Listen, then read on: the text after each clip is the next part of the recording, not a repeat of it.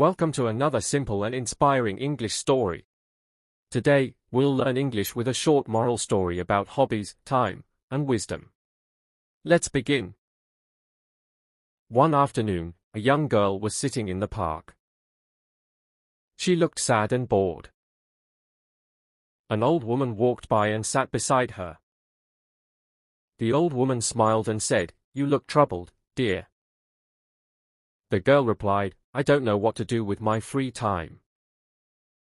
The woman asked, "What do you enjoy doing?" The girl said, "I scroll my phone all day. I feel empty." The woman nodded. "I understand. I was like that too." "Time is a gift," the old woman said. "Don't waste it." "When I was young, I started painting in my free time. That small hobby brought me peace and happiness." "Your free time is your future," she continued. "Learn something. Read. Paint. Help others. Don't wait for life to get exciting.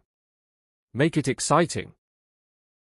The girl listened carefully and smiled. "What should I do first?" she asked. "Start with one thing you love," said the old woman. "And do it with your heart." The girl stood up and said, "Thank you, I will try." The old woman whispered, "Use time wisely, it never comes back."